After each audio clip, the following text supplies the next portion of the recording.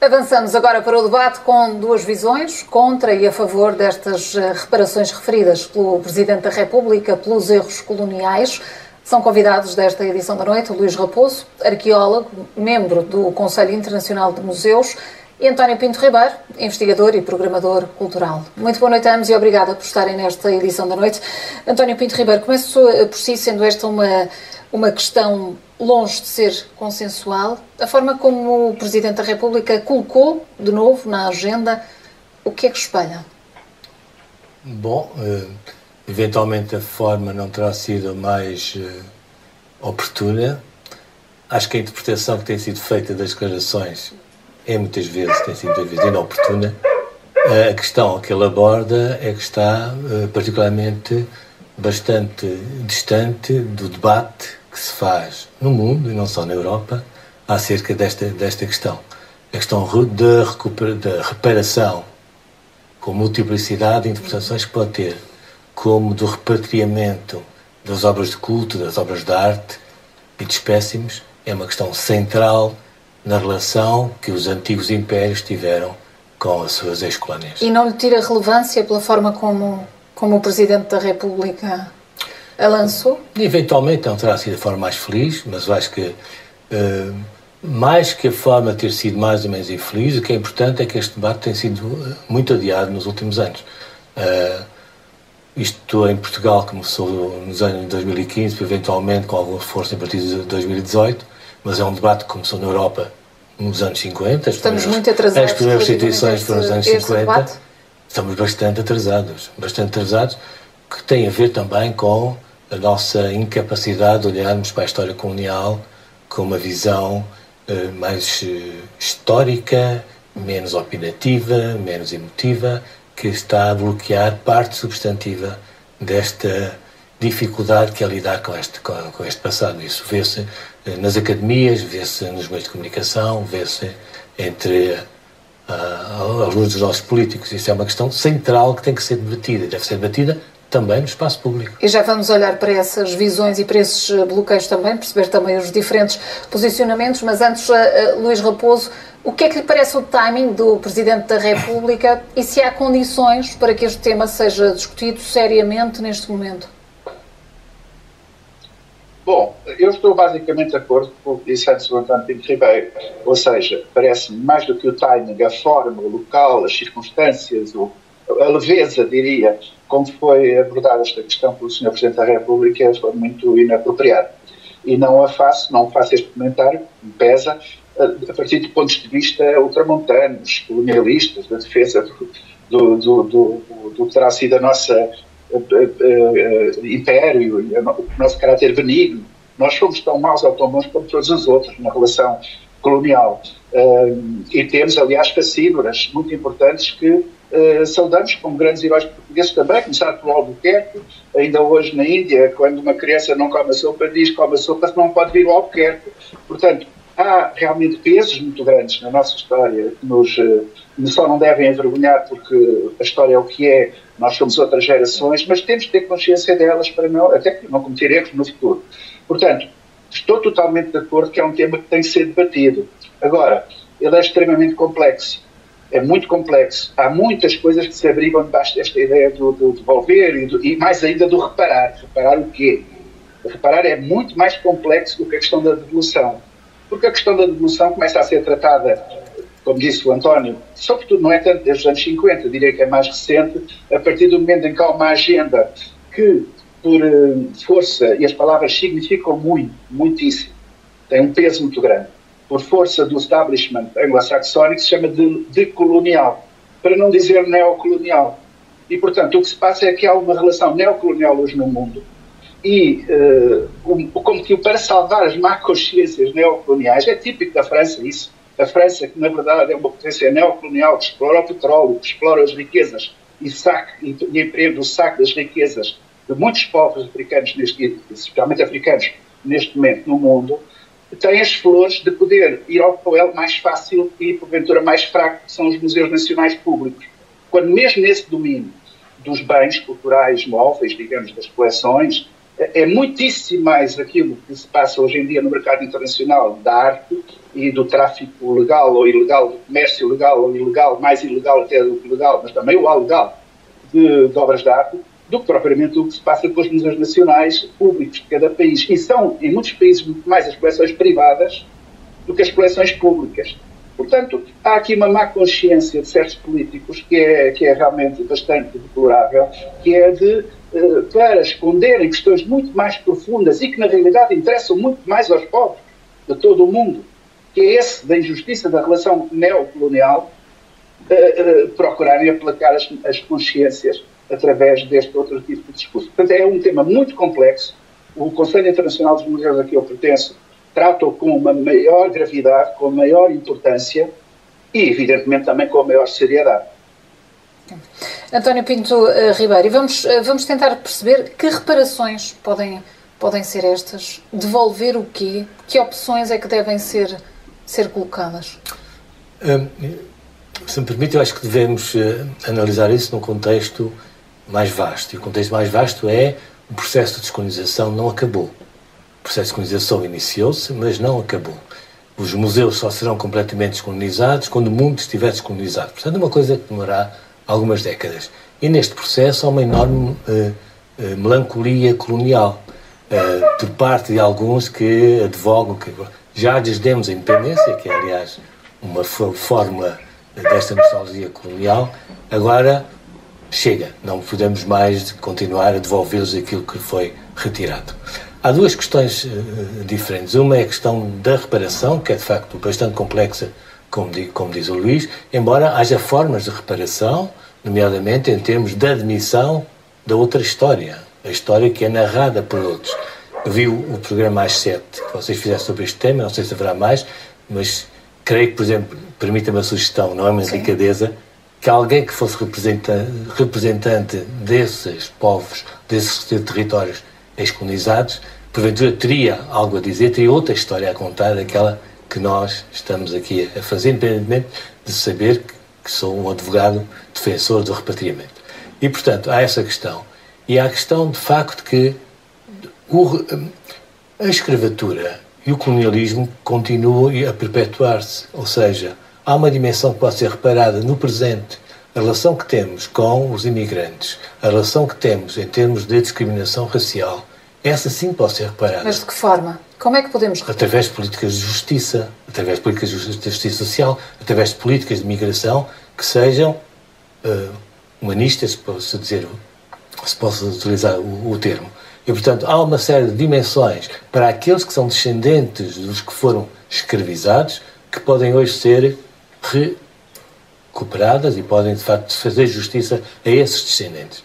Por outro lado, é, de facto, muito difícil, se não impossível, dizer quanto é que vale a vida de alguém que foi escravizado e que foi morto, independentemente disso que foi escravizado. Não há um valor, embora haja alguns países, os Países Baixos, a Alemanha, o Canadá, já atribuíram fundos de financiamento a algumas comunidades.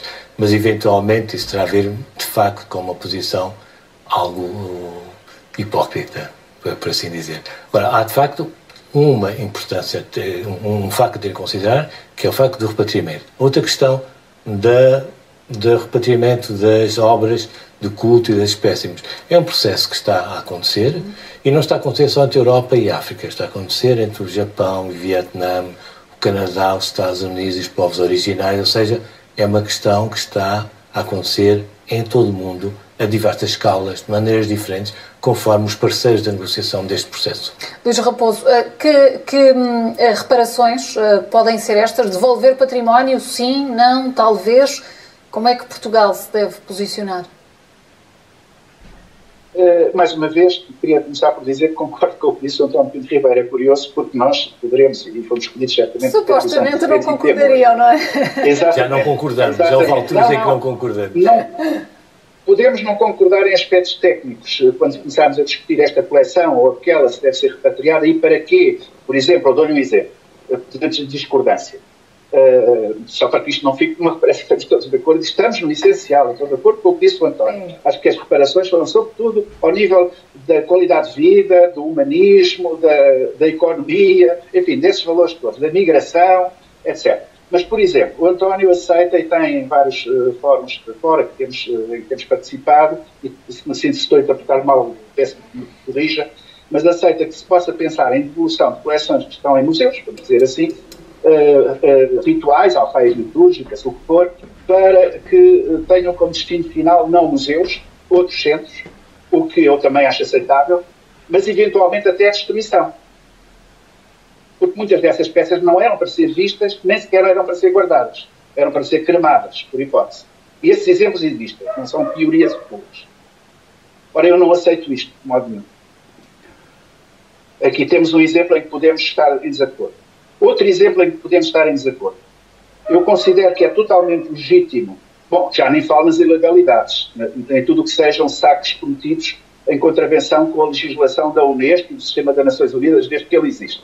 Mas mesmo para trás, para épocas mais antigas, eu entendo que é aceitável pensar em devolver coleções, objetos, coleções que sejam ícones identitários essenciais de um povo, de uma cultura.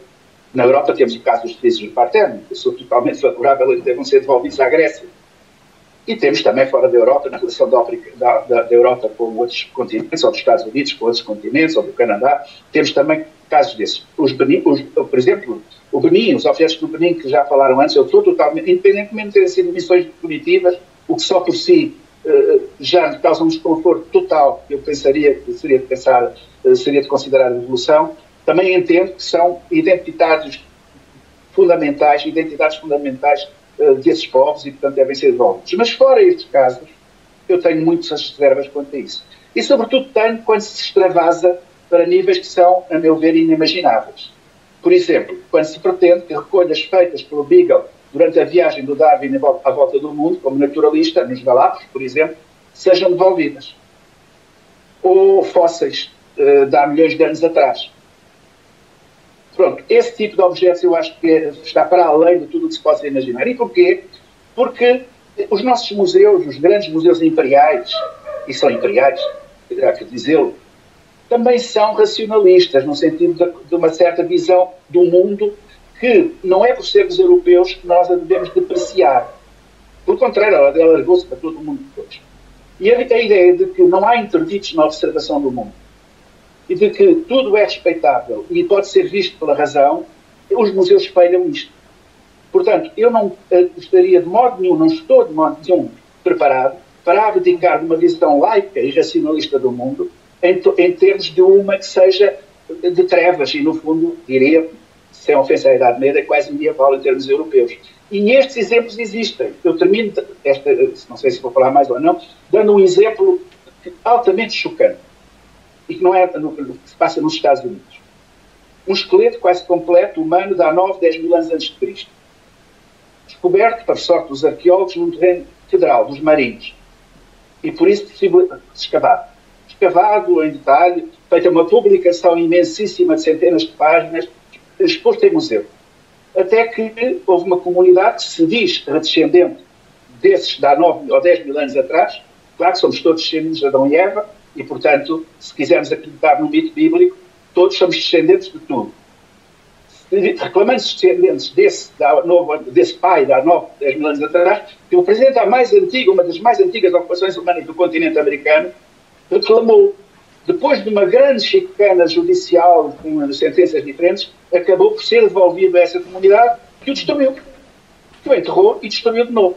Ora, a ciência ficou impedida de aceder a uma prova, a um testemunho da mais antiga ocupação humana americana. Ora, é contra este obscurantismo que eu me pronuncio totalmente contra e que também admito que o António possa não estar de acordo com isto. Mas temos aqui terreno de discussão, como se compreende.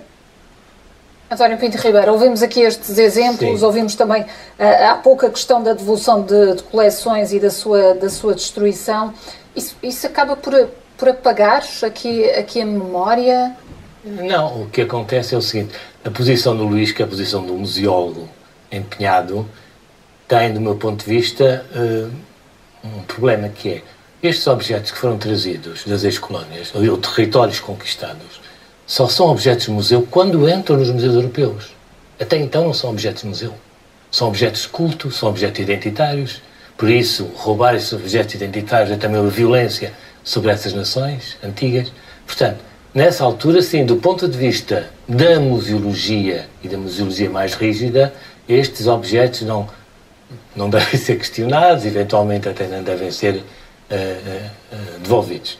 Mas não é isso que se passa. O que se passa é que há um conjunto vastíssimo, só na Europa, de cerca de 500 mil objetos que foram trazidos para os museus e para coleções privadas, que aliás é uma situação bem mais complexa que, como o Luís falava, e foram trazidos num espírito de missão. Eram missionários, eram generais e eram missões militares que tinham como objetivo apropriar-se daqueles determinados objetos, que era uma forma de prestígio dos museus europeus de então e também uma forma de implicar o mercado. Ora, antes disso, foram objetos das comunidades, foram objetos de culto, foram objetos de lavoura, foram objetos de caça e, portanto, devem ser devolvidos a essas comunidades, se elas o pretenderem, se elas o desejarem, nas condições a negociar entre as partes. Porque essa é uma questão central. Ou seja, do ponto de vista de quem detém estas peças, nomeadamente dos museus portugueses, das coleções privadas portuguesas, é imperativo ético que se faça uma inventariação que já começou a ser feita, mas também a biografia das peças e disponibilizá-las. Caberá depois às nações, aos países que são herdeiros dessas peças que foram apropriadas, reivindicá-las ou não.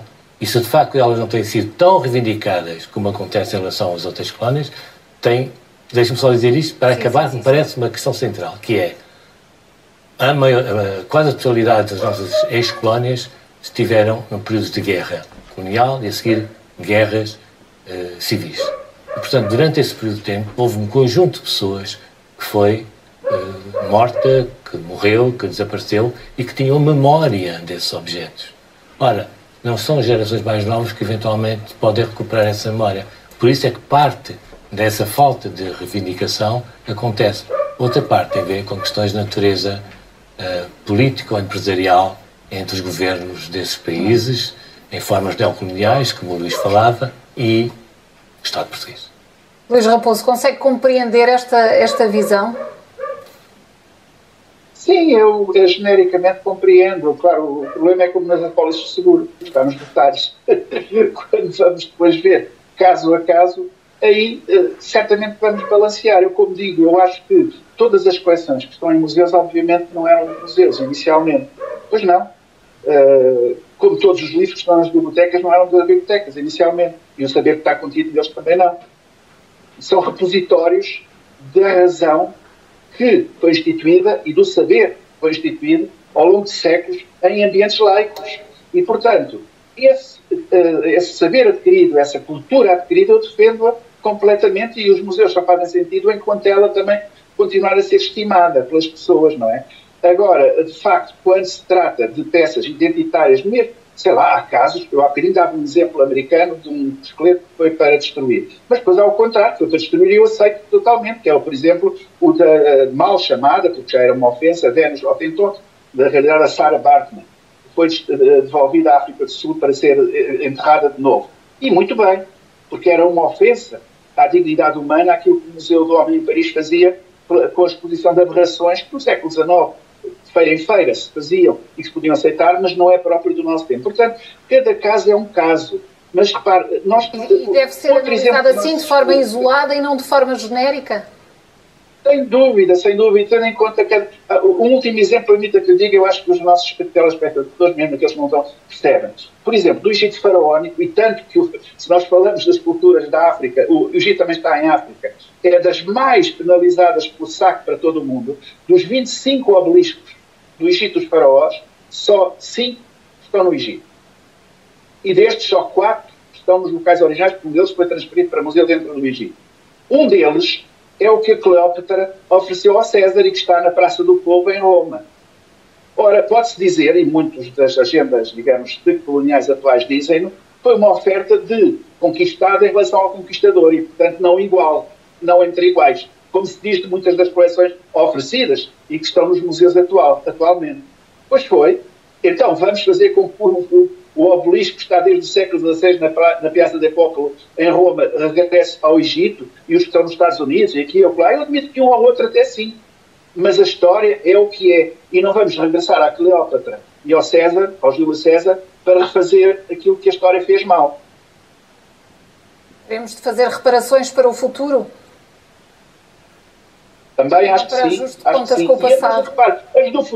As do futuro são essas que o António falou e que os museus estão a fazer muito hoje em dia. Por exemplo, ver o ponto de vista do outro nas exposições é fundamental. Nós fazemos exposições em curadoria, como se diz agora, não é? Portanto, em que o outro, eu falo aqui o outro colonizado, possa dar o seu ponto de vista. Alargarmos os nossos leques de observação, mesmo nós próprios portugueses e do nosso império e da nossa história. Eu tenho dito, reparo, as coisas estão todas ligadas, por exemplo, o que se passa, e o que se passou recentemente na chamada Praça do Império, muito mal chamada Praça do Império, com a criação de brasões coloniais que são novos, que não existiam em pedra, como estão agora, é altamente aviltante do nosso presente histórico. Portanto, temos muito a fazer para o futuro, mas sobretudo são reparações ao nível da dignidade humana e do desenvolvimento e da capacidade de verdadeira independência total desses povos. António Pinto Ribeiro, para finalizar, trouxe-nos uma fotografia. Sim, tem a ver exatamente o quê? Tem a ver com a ideia que passa por estas pessoas que têm essa melancolia colonial e com esta ideia de que o colonialismo e a escravatura portuguesa foram exceções, não foram. Foram iguais a todos os outros. A fotografia que eu trouxe é uma fotografia de Alice Harris, que de alguma forma foi a primeira fotógrafa que documentou as barbaridades da escravatura e colonialismo. E é isso que depois, de sair do Congo, esta fotografia foi feita no Congo, mas depois foi para São Tomé e Príncipe, onde assistiu e testemunhou o mesmo tipo de situações. António Pinto Ribeiro, Luís Raposo, muito boa noite a ambos e muito obrigada pela vossa presença nesta edição da noite. Obrigado.